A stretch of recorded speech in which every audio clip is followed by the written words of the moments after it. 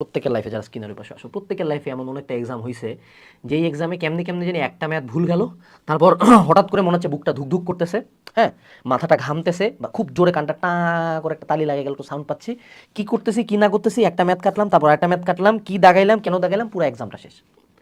এই প্যানিকটা এক্সামের মাঝে হইতে পারে, মেজরিটি অফ দ্য টাইম এক্সামের লাস্ট আওয়ারে হওয়ার সম্ভাবনাটা অনেক বেশি, এবং অনেক সময় এমনও হয় এক্সাম হলে শুরুতে ঢুকেই এক্সাম হলের প্রথম কোশ্চেনগুলো দেখেই প্রথম এক দুইটা কোশ্চেনের দিকে অ্যাটেম্প করে যখন আমি পাই না তখনই প্যানিকটা আমার লাইফে চলে আসে।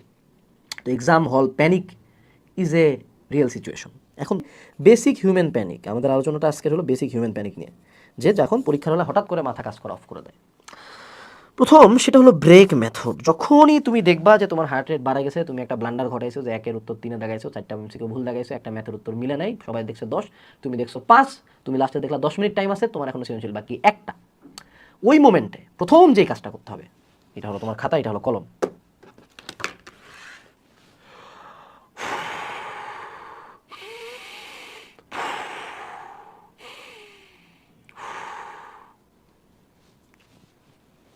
ফুল ব্রেক নিয়ে তাকাইতে হবে, অর্থাৎ খাতা কলম সাইডে, নাক দিয়ে জোরে নিঃশ্বাস নেবো, মুখ দিয়ে জোরে ছাড়বো, খাতা কলম সাইডে রাখবো, 1 থেকে 2 মিনিট অন্য সাইডে তাকাবো।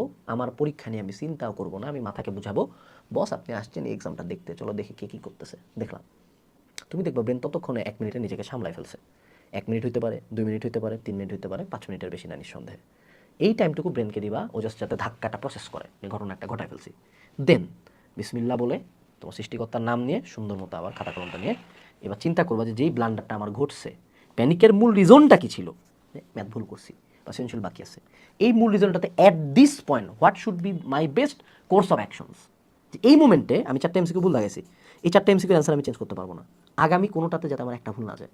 আমি একটা ম্যাথের অ্যান্সার ভুল করছি, আচ্ছা ঠিক আছে, এই ম্যাথটা কাটে দিয়ে আমি কি ম্যাথটা করতে পারবো কিনা, যদি না করতে পারি তাহলে এই ম্যাথটা থাক, যদি পার্সিয়াল পাই, অথবা এটা যদি সময় থাকে অন্য একটা ম্যাথ করবো। আচ্ছা ঠিক আছে, আমার সৃজনশীল বাকি আছে পুরো একটা, এখন সৃজনশীলটা কীভাবে লেখা যায়, গ নাম্বারটাতে কোন কোন ইনফো দিব, ঘ নাম্বারটাতে কোন কোন ইনফো দিব, অর্থাৎ আন্ডারলাইং রুটটাকে তারপর ফাইটিংয়ে নিয়ে আসতে হবে। এরপরে মেথডটা কি, what is the method. Exam হলে অ্যাকচুয়ালি প্যানিকটা কেন হয়? প্যানিকটা হয় কারণ তুমি এক্সামের জন্য প্রিপেয়ার না। আমরা অ্যাজ এ স্টুডেন্ট কী করি, সারা বছর পড়ি, অ্যাডমিশন টাইমে কী করি, সারা বছর পড়ি, কুত্তার মতো পড়ি, ক্লাস করি, লেখি, কয়দিন এক্সামে বসছি।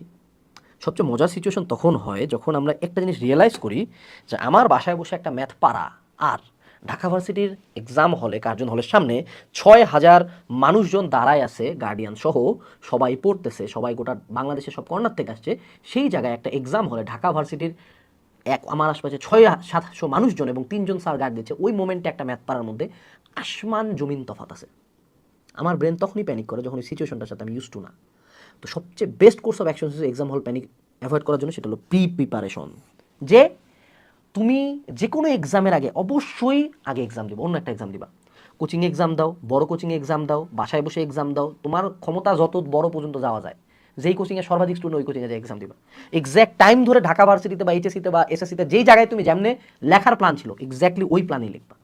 ওই প্ল্যানে লিখে লিখে যখন তোমার ব্রেন ইউজ টু হয়েছে, 7টা সৃজনশীল যখন প্রথম দিন তুমি লিখতে ধরবা, 7টা সৃজনশীল ফিল আপ হবে না, বাট যখন তুমি 3-4টা এক্সামে 7টা সৃজনশীল লিখে আসো, তুই have already have the confidence. তুই যখন উদ্ভাসের পরীক্ষা সেন্ট্রালে টপ 10 করছিস, হ্যাভ দ্য কনফিডেন্স যে আমি মেডিকেলও চান্স পাবো, কারণ উদ্ভাসে টপ 10 কেন চান্স পাবে না? তুমি কিউজি টেস্টের লিডার বোর্ডে কনস্ট্যান্টলি শুরু টেনে আসো, তোমার কেন চান্স হবে না? সো এক্সাম আগে থেকে দিয়ে দিয়ে মেন্টালি প্রিপারেশন নিতে হবে যাতে ওই সিচুয়েশনে আমি ঠিক থাকতে পারি। আমাদের এই প্রিপারেশনটাতেই ঝামেলা। এরপরে হলো দোয়া। আমি একজন মুসলমান এবং আমার মা আমাকে একটা দোয়া শিখাইছিল, সেটা হলো ইয়া হাকিমু, এই আল্লাহর এই নামটা অনেক 100 বার না কতবার পড়তে বলছিল, রব্বি জিদনি ইলমা এবং আয়াতুল কুরসি। এই জিনিসগুলো যখন আমার প্যানিক অ্যাটাক উঠে তখন আমি পড়ি, তখন আমি যেই জায়গায় আমার ক্ষমতা শেষ সেই জায়গায় তার ক্ষমতা শুরু, তার কাছে মাথা নত করি। এখন আমি একজন মুসলমান, তুমি মুসলমান হতে পারো, তুমি অন্য ধর্মাবলম্বী হতে পারো, তোমাদেরও শ্লোক থাকতে পারে, তোমাদেরও কোনো দোয়া থাকতে পারে, সেটা পড়বা, সৃষ্টিকর্তার কাছে সাহায্য চাবা। এই বিলিফটা যদি রাখো যে উপরের একজন আছে তোমাকে হেল্প করার জন্য, তুমি দেখো তোমার প্যানিক অনেকাংশে কমে আসছে।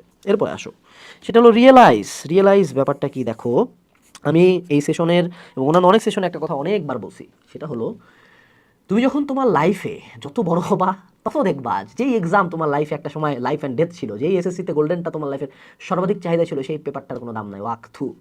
যেই ভর্তি পরীক্ষা নিয়ে আনাস ভাই এত ভিডিও বানাইছে, যেই ভর্তি পরীক্ষার জন্য জীবনের মৃত্যুর আগের পর্যন্ত বসে, সেই ভার্সিটি অ্যাট সাম পয়েন্ট আমার লাইফে সবচেয়ে বড় রিগ্রেট হবে, সেই ভার্সিটি থেকে কোনো মতে পাস করতে চাবো, সেই ভার্সিটির রেজাল্ট ওয়াকথু। যেই চাকরির জন্য আমি আমার জীবনের সর্বস্ব দিয়ে দিছি, সেই চাকরি কোনো কারণে আমি করি না, আমি একজন আজকে বিজনেসম্যান হয়ে গেলাম। বাস্তবতা এটাই। লাইফ যত বাড়বে প্রবলেম তত বাড়বে, এবং আগের যেই ছোটোখাটো পরীক্ষাগুলো নিয়ে আমরা এত এত এত প্যারা খাচ্ছি সেটা আসলে লাইফে কোনো ইম্প্যাক্টই রাখবে না, এটাই বাস্তবতা।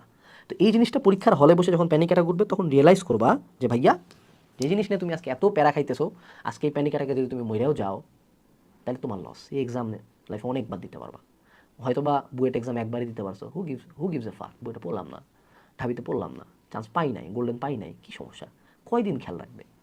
প্রথম কথা হলো আমরা এক্সাম হলে প্যানিক করি কারণ আমরা নিজেদের চেয়ে বেশি চিন্তা করি মানুষের। মানুষ কয়দিন খেয়াল রাখবে তোমার রেজাল্ট খারাপ হয়েছে, মানুষ কয়দিন তোমরা যারা বড় ক্লাসের আসো, এইচএসসির আসো, কে তোমাকে এসএসসি রেজাল্ট জিজ্ঞেস করছে? যখন ভার্সিটি উঠবা কেউ তোমার এইচএসসি রেজাল্ট জিজ্ঞাবে না। যখন জব সেগমেন্টে যাবা তোমার ভার্সিটি নিয়ে কেউ টেন্সটি না। যখন চাকরি করবা, যখন ফ্যামিলি হবে, তখন বাকি সব পরিচয় বা তোমার ফ্যামিলি নিয়ে মানুষজন tensed. You will always have something else to worry about. So এটা নিয়ে এত চিন্তা করার দরকার নাই। আর হলো ব্যাকআপ। তুমি দেখবা যে লাইফে যারা ভালো করে, বিশেষ করে যারা লাইফে অনেক ইজিলি উপরে যায়, মেজরিটি অফ দ্য টাইম তাদের একটা বড় অংশ থাকে তারা প্রিভিলেজ ফ্যামিলি থেকে বিলং করে। বিজনেসম্যানের ছেলেপেলেরা এত ইজিলি বিজনেসম্যান কেন হইতে পারে? একটা রিক্সাওয়ালার ছেলে কেন এত ইজিলি বিজনেসম্যান হইতে পারে না? রিজনটা কোন জায়গায়? একে হলো টাকার অভাব, দুই হলো ব্যাকআপের অভাব। রিক্সাওয়ালার ছেলে 1 লাখ টাকা ইনভেস্ট করে একটা বিজনেস স্টার্ট করার আগে চিন্তা করে এই 1 লাখ টাকা আমার পুরো ফ্যামিলি সারা জীবনের সেভিংস, আমি যদি এই টাকাটা হারাই ফেলি আমার পুরো ফ্যামিলি পথে বসবে, আমার বাপের হয়তো কোনো অপশন থাকবে না মরে যাওয়া ছাড়া, ও টাকাটা নিয়ে আগাইতে পারে না। বিজনেসম্যানের ছেলে সেম 1 লাখ টাকা কোনো যায় আসে না, এটা আমার বাপের হাতের ময়লা, আমি এখন ব্যবসা করবো, ও রুথলেস হয়ে ফুল কনফিডেন্সে স্টেপ নেয় অ্যান্ড এক্সিকিউট করে, কারণ ওর একটা ব্যাকআপ আছে। এখান থেকে একটা লার্নিং আছে, সেটা হলো যে কোনো পরীক্ষায়, যে কোনো ভর্তি পরীক্ষায়, বিশেষ করে ভর্তি পরীক্ষার ক্ষেত্রে তোমার লাইফে যদি ব্যাকআপ থাকে যে ঢাবিতে চান্স না পেলে কী হয়েছে, রাবি আছে, জাবি আছে, বোর্ডে চান্স না পেলে কী হয়েছে, কুয়েট আছে, মেডিকেলে চান্স না পেলে কী হয়েছে, ডেন্টাল আছে, ডেন্টাল না হলে এএফএমসি আছে। So there can always be a backup option তোমার লাইফের যে কোনো জায়গায়। চাকরি পরীক্ষা বিশেষ হয় না, ঠিক আছে, এই প্রাইমারি শিক্ষক নিয়োগ আছে, প্রাইমারি শিক্ষক নিয়োগ হয় না, ব্যাংকের জব আছে, ব্যাংকের জব হয় এটা আছে। Always have a backup set in your mind. এখানে যখন প্লান্টেড থাকবে, যদি এই দরজাটা বন্ধ হয় আমি এই দরজাটা ভাঙে দিতে পারবো, এই দরজাটা কঠিন বাট ভাঙতে আমি পারবো, আমার শক্তি আছে। তোমার ব্রেন অটোমেটিক্যালি যখন এই ঝামেলাটা হবে নিজেকে বোঝা, ঠিক আছে ওকে এটা খোলার চেষ্টা করি কিছুক্ষণ, নাহলে আমরা এদিকে যাবো। সো যাদের ব্যাকআপ প্ল্যান নাই তারা কিন্তু পরীক্ষা হলে বেশি প্যানিক করে। আমি এই জন্য ভর্তি পরীক্ষার আগে যেটা করছিলাম, আমি আহসানুল্লাহ তো সবশেষে একটাই কথা, এক্সাম হলে প্যানিক হইলে ওই একটা এজ ওল্ড কথা চলে আসে, কাম ডাউন, কাম ডাউন ব্রাদার, কাম ডাউন। একটু ঠান্ডা হইতে হবে, মাথাটা ঠান্ডা রেখে কাজ করতে হবে।